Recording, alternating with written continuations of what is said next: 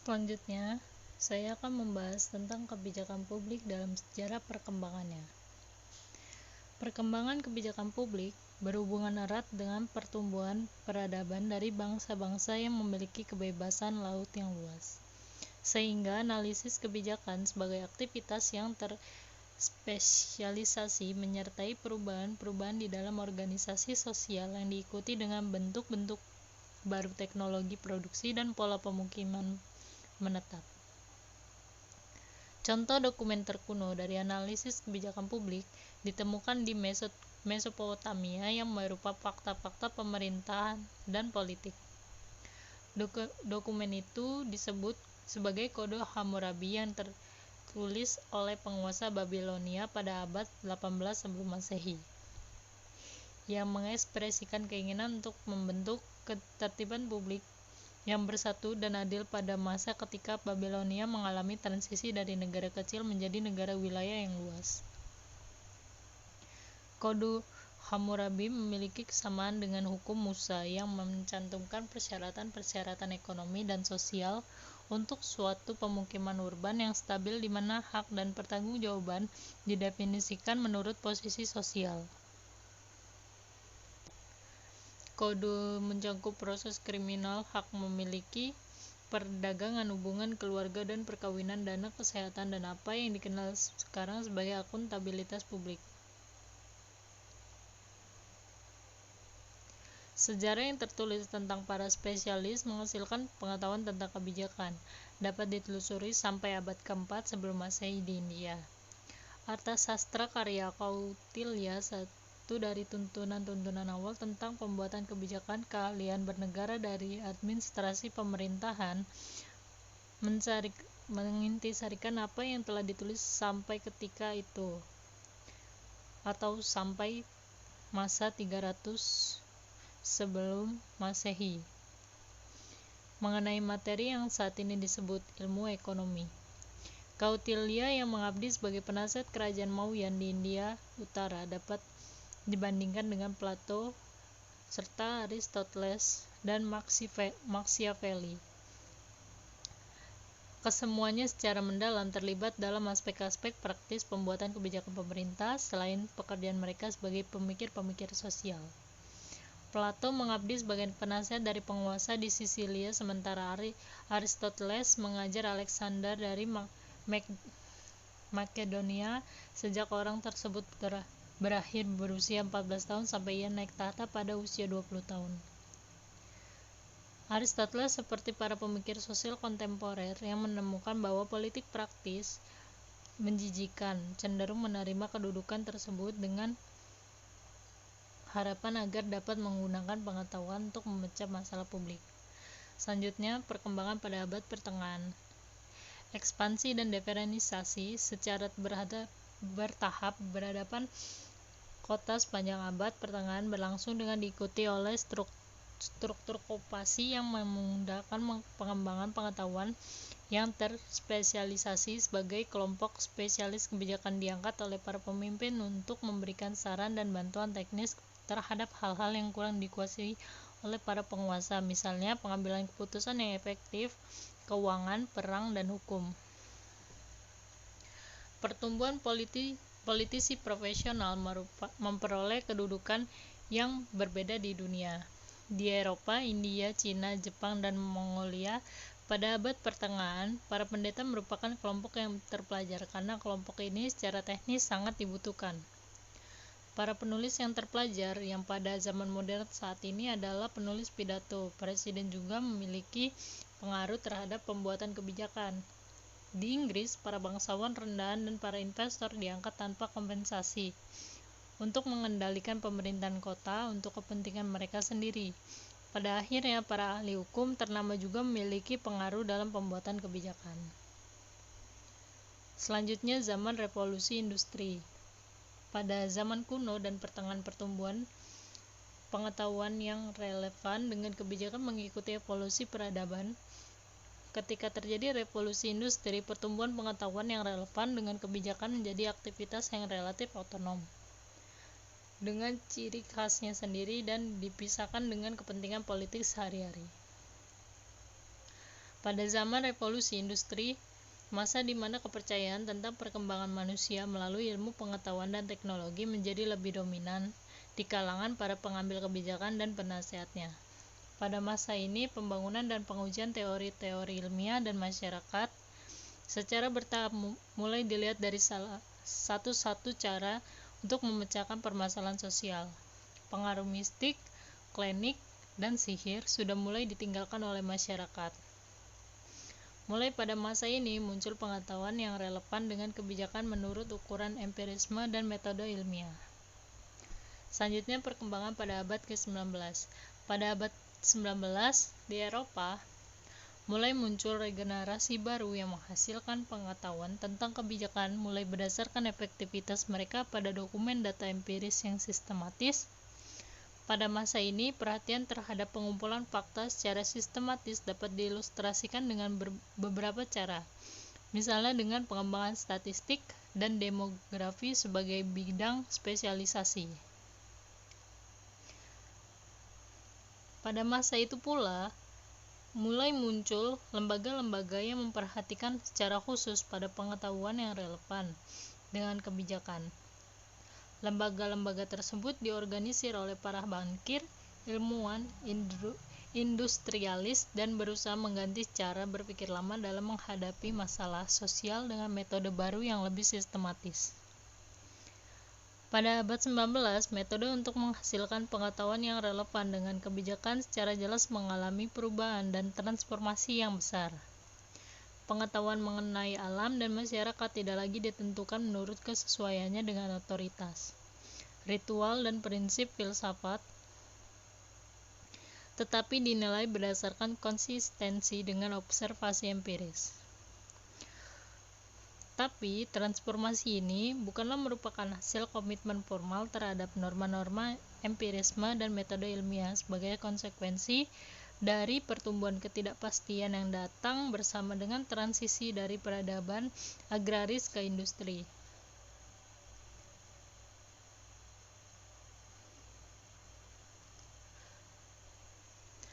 Latar belakang analisis abad ke-19 dari analisis kebijakan kontemporer melanjutkan bagaimana ilmu sosial terapan ditumpangi oleh tujuan kelompok sosial yang dominan. Penggunaan ilmu untuk menemukan dan menguji hukum-hukum alam dan masyarakat dipandang sebagai satu-satunya jalan untuk mencapai kepengetahuan yang objektif. Akibatnya, pertanyaan tentang tujuan dipandang sebagai non-rasional atau sebagai ekspresi yang sewenang-wenang dari kepentingan pribadi yang berada di luar batas penelitian ilmiah, sehingga produksi pengetahuan yang terspesialisasi ditetapkan sebagai ilmu. Selanjutnya, pemerintahan kolonial Belanda di Nusantara. Setelah Napoleon dikalahkan oleh pasukan koalisi, Willem van Orange kembali menjadi raja di negerinya. Naik tahta sebagai sovereign force pada tahun 1814, kemudian sebagai raja. Berdasarkan Grondwet atau konstitusi kerajaan Belanda, kekuasaan tertinggi atas wilayah jajahan Belanda di tangan raja. Demikian pula dengan kekuasaan undang-undang. Staten General atau parlemen sama sekali tidak diikut-sertakan di dalamnya. Dengan kekuasaan itu, raja menunjuk 3 orang komisaris jenderal, yaitu C. Th. Ellouch, G.A.G. Ph. Baron van der Capellen, dan A.A. Buyscke untuk mengambil alih jajahan Belanda di Asia dan dari tangan Inggris. Mereka diberikan kekuasaan besar mewakili pemerintahan agung atau raja sejak masa komisaris jenderal. Sebutan Oost-Indie atau Hindia Timur berganti menjadi Netherlands Oost-Indie atau Hindia Belanda Timur. Akan tetapi, tidak lama kemudian nama tersebut berubah kembali menjadi Netherlands Indie atau Hindia Belanda. Seperti terlihat dalam Stadsblad atau lembaran negara pada tahun 1816, tugas pokok yang dibebankan kepada Van der Capellen dan kawan-kawannya adalah membangun kembali sistem pemerintahan yang baik di Hindia. Tujuannya agar daerah koloni ini segera dapat diberikan kepada negeri induknya yang sudah banyak terlibat utang, termasuk utang VOC.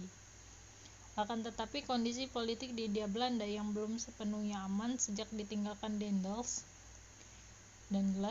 perlu diketahui bahwa wilayah tercakup dalam negara kolonial Hindia Belanda pada awal hanya mencangkup ke wilayah-wilayah taklukan VOC atau yang diklaim sebagai taklukan VOC. Kerajaan Aceh, Bangka, dan Belitung misalnya tidak termasuk Hindia Belanda karena bukan taklukan VOC, akan tetapi Singapura dan Malaka termasuk Hindia Belanda karena bekas taklukan VOC. Namun dalam perkembangannya kemudian wilayah Hindia Belanda mengalami banyak perubahan. Pada saat Komisaris Jenderal memulai tugasnya, ada beberapa daerah taklukan VOC yang menyatakan tidak terikat lagi oleh perjanjian dengan VOC yang telah runtuh. Sikap tersebut secara otomatis menyatakan bahwa mereka juga tidak terikat dengan negara kolonial Hindia Belanda.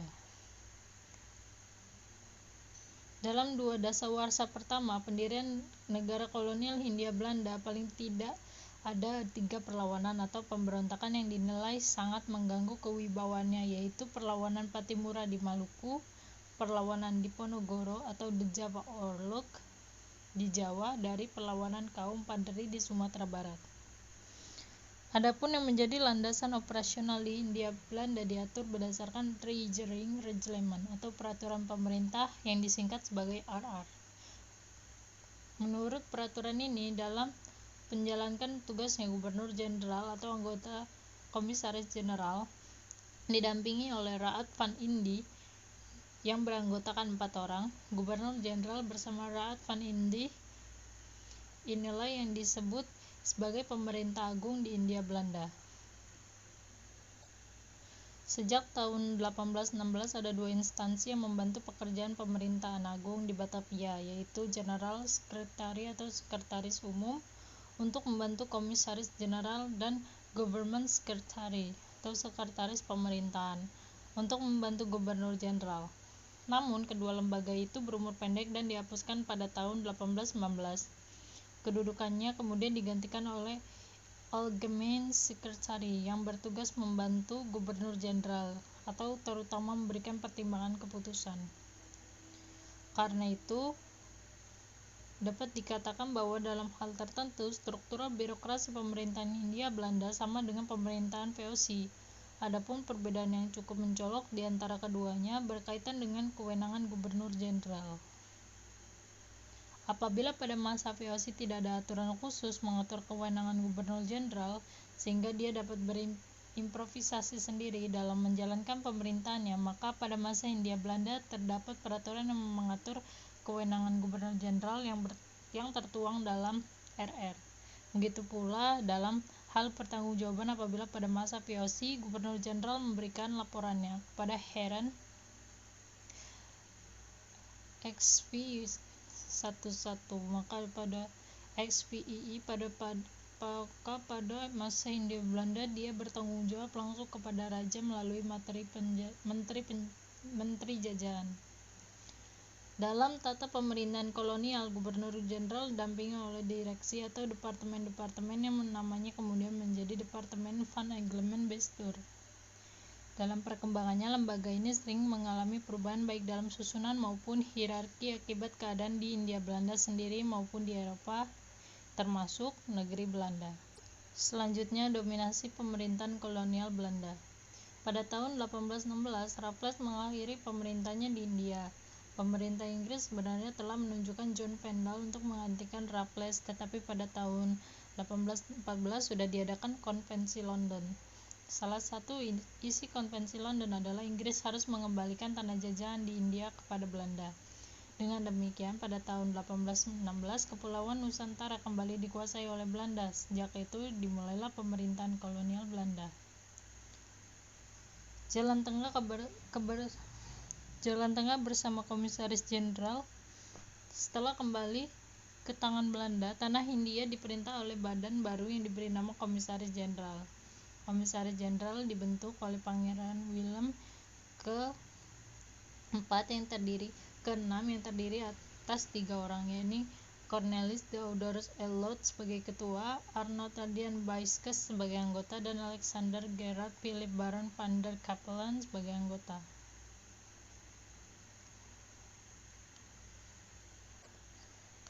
Selanjutnya, sistem tanam paksa.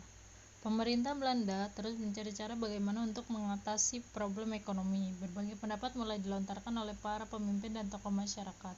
Salah satunya pada tahun 1829, seorang tokoh Johannes van den Bosch mengajukan kepada Raja Belanda usulan yang berkaitan dengan cara melaksanakan politik kolonial Belanda di Hindia.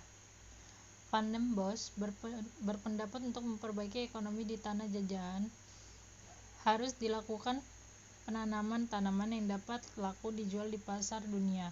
Sesuai dengan keadaan di negeri jajahan, maka penanaman dilakukan dengan paksa. Mereka menggunakan konsep daerah jajahan sebagai tempat mengambil keuntungan bagi negeri induk, seperti dikatakan Baut, Jawa adalah gabus tempat Nederland mengapung. Jadi dengan kata lain, Jawa dipandang sebagai sapi perahan. Konsep Boschke itulah yang kemudian dikenal dengan Kulturstelsel atau tanam paksa. Dengan cara ini diharapkan perekonomian Belanda dapat dengan cepat pulih dan semakin meningkat. Bahkan dalam salah satu tulisan Van den Bosch membuat suatu perkiraan dengan tanam paksa, hasil tanam ekspor dapat ditingkatkan sebanyak kurang lebih F15 sampai F20 juta setiap tahun. Van den Bosch menyatakan bahwa cara paksaan seperti yang pernah dilakukan VOC adalah cara terbaik untuk memperoleh tanaman ekspor untuk pasaran Eropa. Sekian.